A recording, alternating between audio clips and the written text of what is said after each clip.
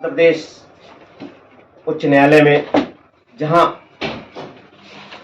उप महाधिवक्ता विवेक शर्मा जी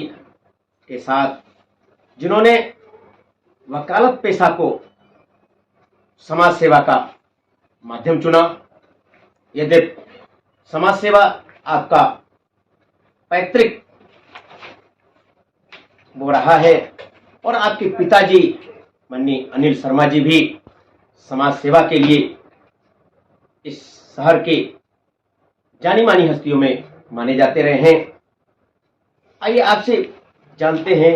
कि वकालत पेशा ही आपने क्यों चुना और अभी तक इस मुकाम पे पहुंचने के लिए आपको क्या क्या संघर्ष करना पड़ा और इस बीच उन्होंने कौन कौन सी विशेष उपलब्धियां भी हासिल की होंगी, तमाम ऐसे केसेस लड़े होंगे जिसमें उन्हें इस प्रकार की इज्जत और शोहरत मिली होगी। आदरणीय शर्मा जी, मैं जानना चाहूँगा कि आपने समाज सेवा का यह वकालत का पेशा ही कैसे चुना?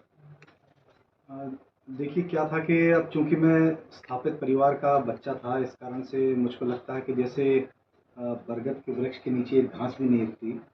तो जब मैं पढ़ाई कर रहा था तो मुझको महसूस हुआ कि अगर मैं अपने घर के काम को ही कंटिन्यू करूँगा तो शायद अपनी व्यक्तिगत आइडेंटिटी नहीं बना पाऊँगा।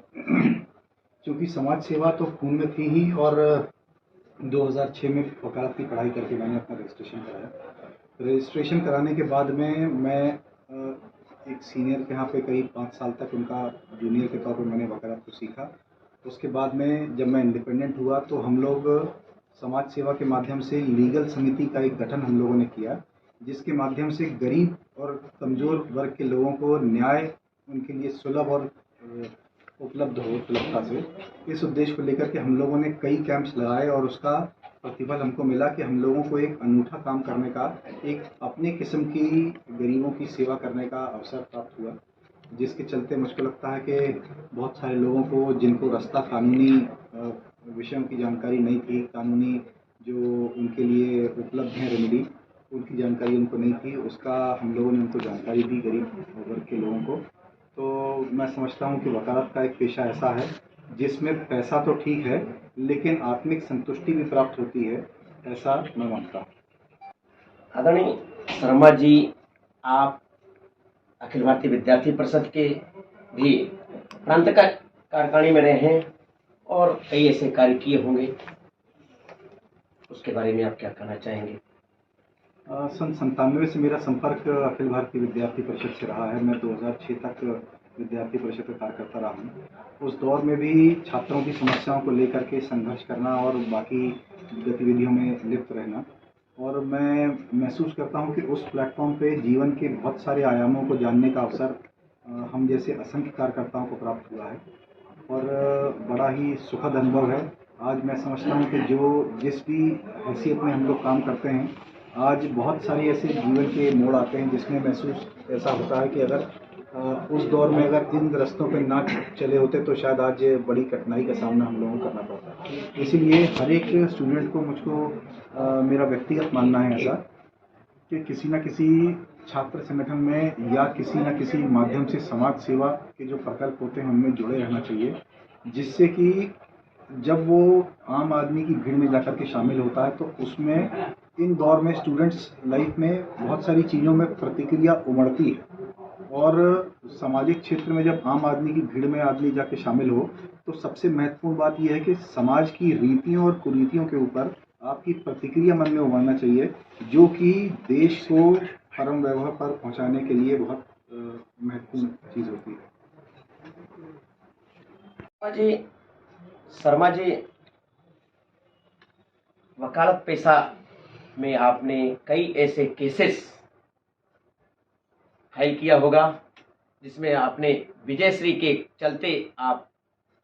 जिले प्रदेश में अपनी ख्याति स्थापित की होगी। ऐसे कुछ केस का उल्लेख करेंगे?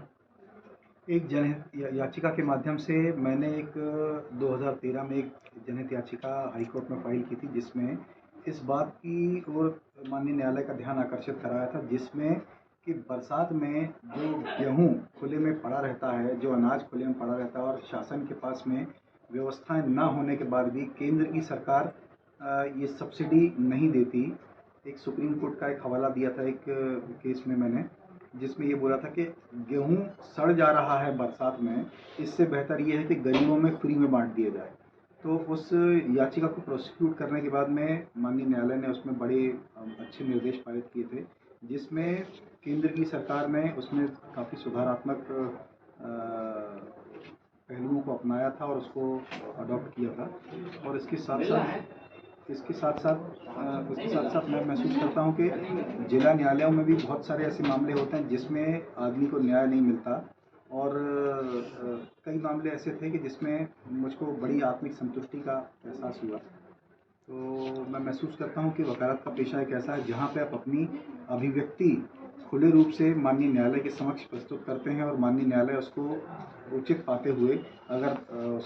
उसको स्वीकार करती है और आम आदमी को उसका लाभ मिलता है, तो मैं समझता हूँ उससे बड़ी संतुष्टि का भाव कहीं